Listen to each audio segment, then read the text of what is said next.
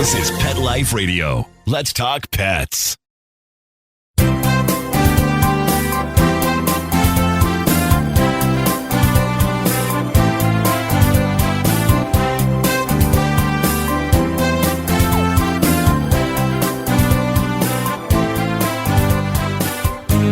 And welcome.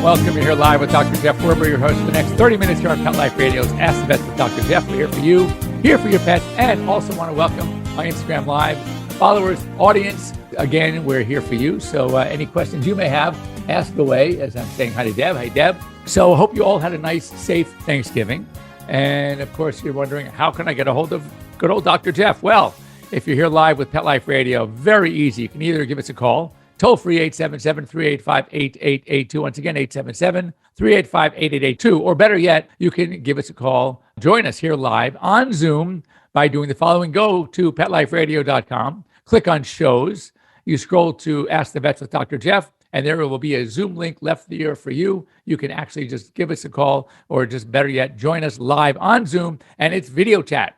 Get used to video chat. This is the future. So you can have your pet with you. We can answer questions. I can see your pet. So if you recall last week, we'll get right into things. And by the way, those of you on Instagram, if you have any questions, any comments, anything you want to talk about, now's the time just to put it down. As we wave up, I will all take a look at them, and it will just give us more information and more things to talk about here on our show. All right. There was a story we did last week on the manatee. It was very sad how over 1,003 to be exact, and that number can change in the last week, have died, not just died of a disease, starvation, because of this blue-green algae coverage. It's not letting the light in. It's not providing enough light source for their food that they feed on to grow, and they are starving. Anyway, so apparently there's a law in Florida that you're not supposed to feed manatee. And even though there's a law, now with all these manatee dying of starvation, so now they're both the state and the federal wildlife officials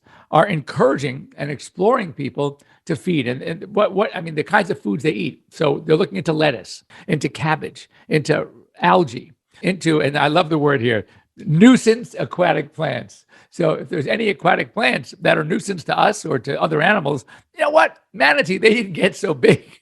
But I think they're the largest animals on the planet by not eating. So you can definitely, now if you're living in Florida and you want to feed manatee, those are the things you want to look for. Lettuce, they're testing all sorts of different foods to find out what can they give these poor creatures. And we're talking, what was it? Some ridiculous number of how many tons per day they eat. But it is huge. I think I had it here last week, but they just a lot of animals, so a lot of food. So anyway, what was it? There was one of the whales, the beluga whale. That is the largest animal.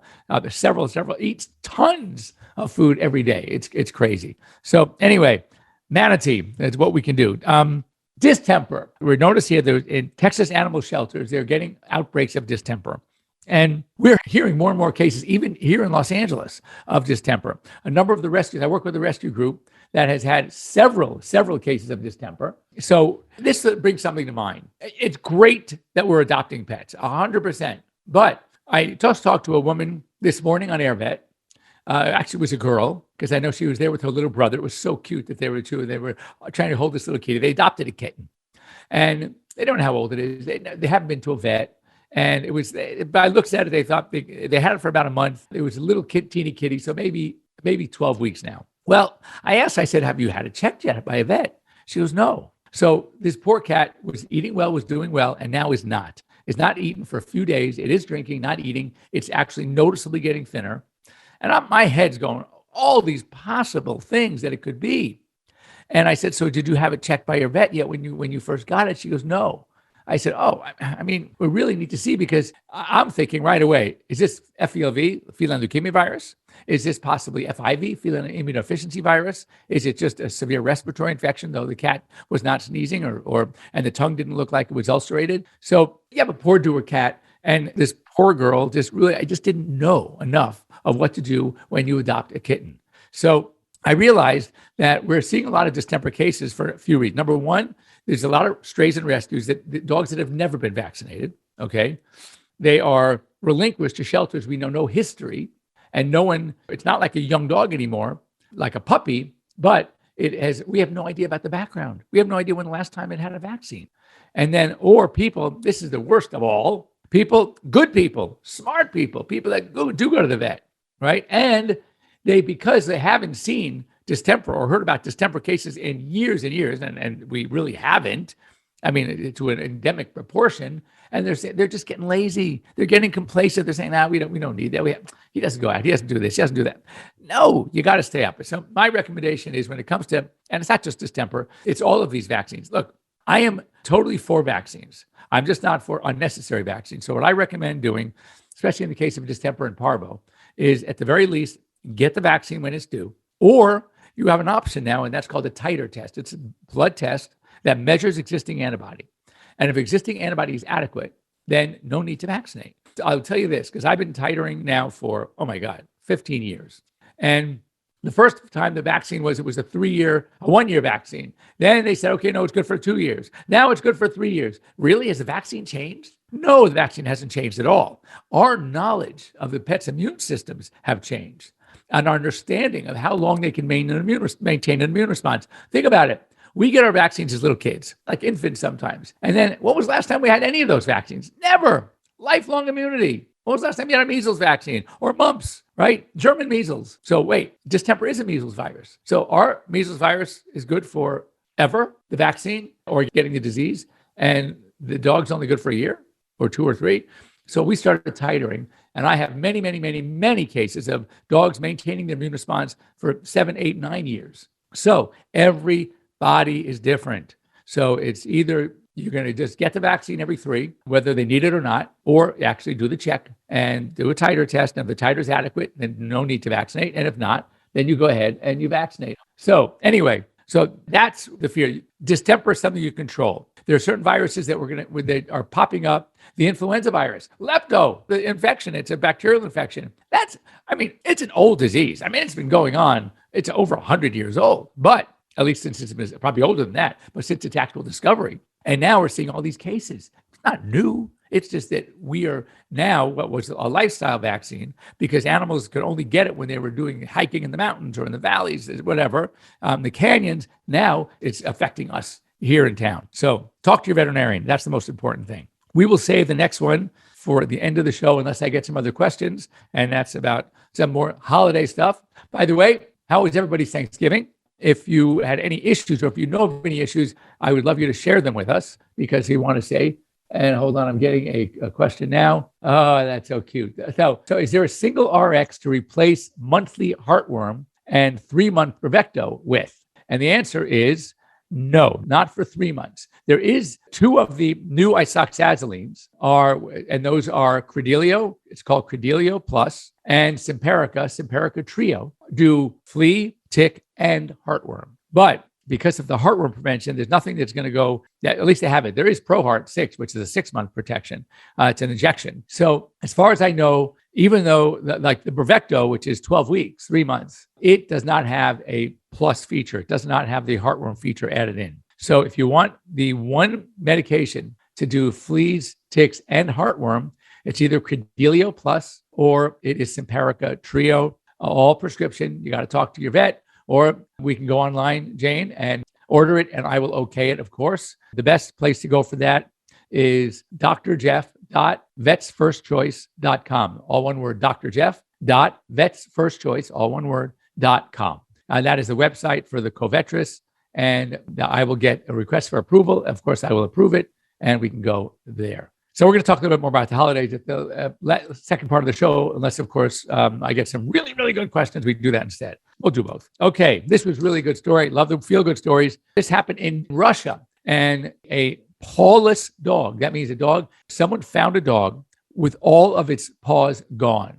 Well, they don't know whether it was born that way. They don't know whether it was abused at some point. The skin had healed over, but no feet, no paws. So apparently they were advised to put the dog to sleep. They did not want to put the dog to sleep. So they they heard of a veterinarian in Russia. His name is Sergei Gorshkov, Gorshkov, who was working. He's a veterinarian, and he's been doing limb procedures using 3D, those amazing kind of copiers. And he created prosthetics for all 4 of these legs. And it's a 3D printing. And anyway, they did it with this, whatever the plastic, they cover it with titanium. And this dog customized for each of the 4 legs. And this dog is now walking with his prosthetic legs and doing great. I think that's a cool story. I read it. It was on CNN, and you can see pictures of the dog. And if you want to check up on that. So a dog with 4 prosthetic legs. That's really, that's a great feel-good story. Another story came up, and this hits home for me because I deal with this a lot. And that is, I see a patient, or it's happening to one of your dogs, that is, we say ADR. ADR, very, very scientific term for ain't doing right. So it's the old farmers, the old ranchers. Hey, doc, I just don't know. She ain't doing right. So it became adopted as ADR, just the perfect explanation, description of what's going on. But just something's off. Ain't doing right. So what we find is that some of these dogs are in pain. And you take their blood test, everything looks good. And they're still eating. They're just off. They're slow to get up. They're a little mopey around the house, just off. So what we're learning is that animals that have arthritis, animals that have some sort of disc disease, back pain, can be ADR. They're not like in pain. They're not screaming out, but they know that they put themselves in certain positions, or they get up too fast, or they're walking around. It's uncomfortable for them. So one thing you do is we put them on sometimes a non-steroidal anti-inflammatory, like us, having a little overall body aches. We take an ibuprofen, we take an aspirin, something like that. So we can do things for dogs, and miraculously they start doing better. So my recommendation is, if you have one such dog, part of the workup really should be not just the blood testing or analysis. That's of course, but get x-rays, especially if it's a large breed, x-rays of the joints. If it's a small breed, the back too, because they'll get disc disease. And you can rule in or rule out those things and give you a heads up as to what the problem may be. So don't ignore those signs of ADR.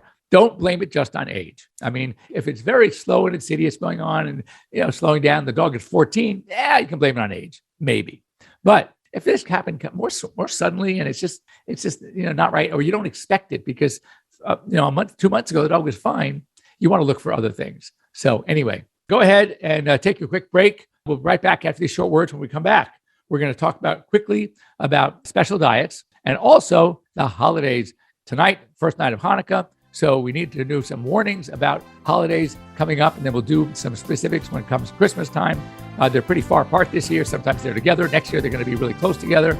But anyway, we'll talk about that as well. So don't go away. We'll be back after these short words. Does your pet's breath leave a bit or a lot to be desired? You can give your pet the gift of sweeter breath, and you'll get sweeter kisses with ProBiora Pet. That breath is the result of harmful bacteria which lives in your pet's mouth, and that harmful bacteria can lead to serious health problems. The solution is to crowd out that bad bacteria with positive bacteria. All it takes is 1 scoop a day of ProBiora Pet mixed into their food to replenish the good bacteria. That's it. This all-natural, no-taste, no-odor powder is the only dental care probiotic for pets which delivers beneficial bacteria which supports tooth and gum health and crowds out the bad. A healthy body starts with a healthy mouth, and ProBiora Pet is the best way to give your pet a healthy mouth. And our listeners get a 10% discount using PLR10 at checkout. To purchase, go to ProBioraHealth.com. That's ProBioraHealth.com and use code PLR10 at checkout for 10% off. So I just want to tell you about a company that I came across, and I really think what they do is great. Carlson Pet Products. Very, very affordable. The company specializes in creating pet safety products to keep your pet happily protected from the puppy stage through their senior years. They have a variety of products. They have pet pens. They have foldable elevated beds, crates, pet gates. I mean, all phenomenal stuff. Their pet gates I love because basically they fit any size opening in your home. And most of the gates also have like a walk-through door. It's a small door for your pet to pass through without having to remove the whole gate. So it's really, really cool. Look them up, carlsonpetproducts.com. Get a 25% discount and free shipping if you use the promo code PETLIFE, PETLIFE. Check them out. You're going to love them. Let's talk pets. Let's talk pets On Pet Life Radio. Pet Life Radio. PetLifeRadio.com.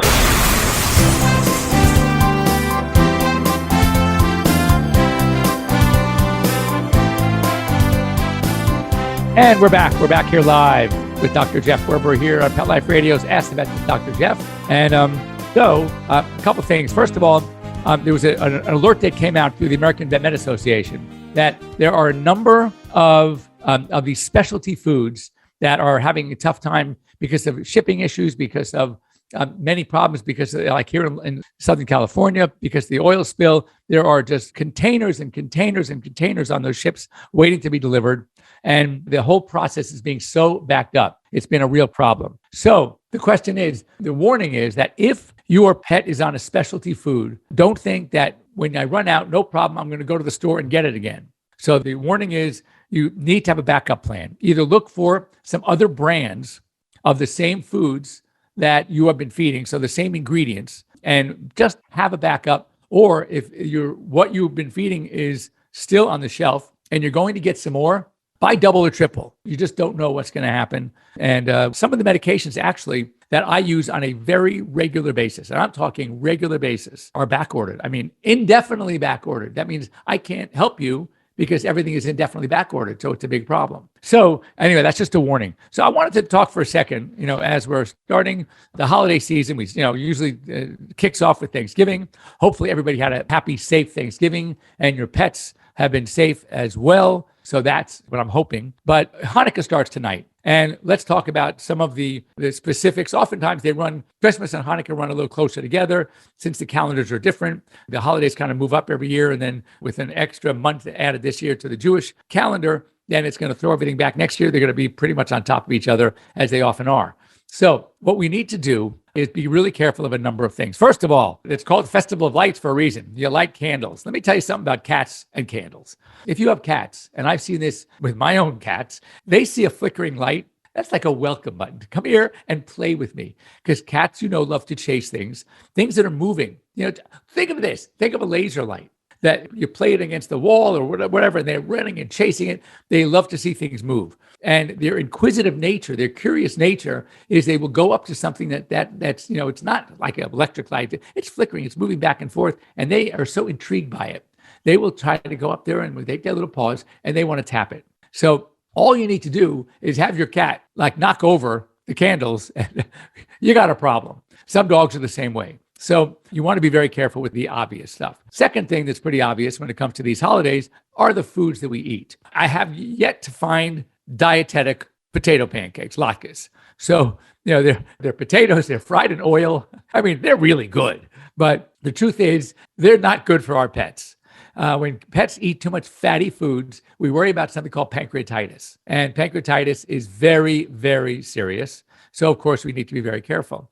Another famous thing, because of the fact that they're fried in oil, are the donuts. Again, they may be good for us. Well, they're not good for us. They taste good. That doesn't mean they're good for us. But even still, we have to be very careful with our pets as well. So be very, very careful, very cautious when it comes to those things.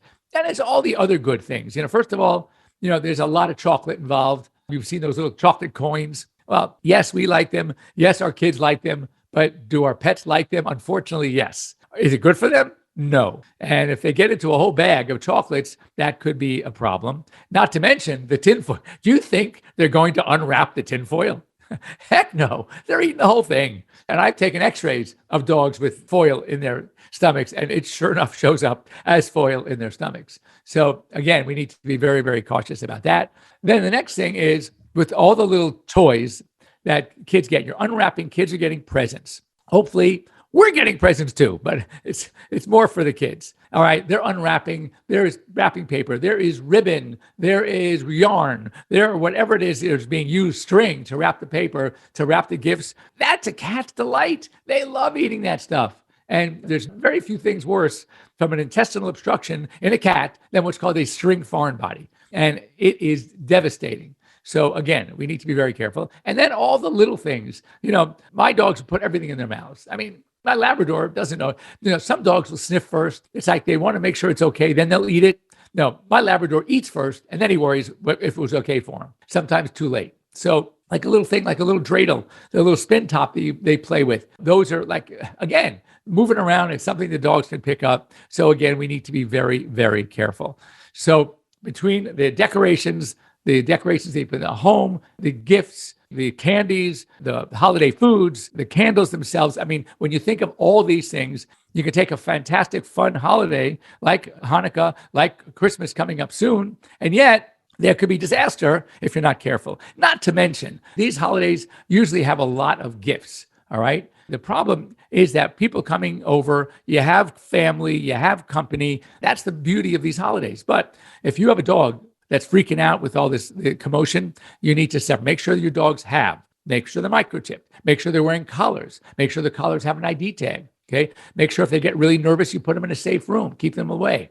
Give them something to play with. When you're giving out gifts, if you want to keep your dogs away from your gifts and from the wrappings and all that stuff, make sure that they get a gift. So maybe the first gift you give is to your pets. Give them their bone that they can occupy their brain for a while, go into a different room and do their thing. So that would be some of the solutions. That's some of the good stuff you want to do. So it's a matter of anticipation. We need to anticipate. We need to make sure that whatever we do, we're keeping our pets in mind and they are going to be safe as well.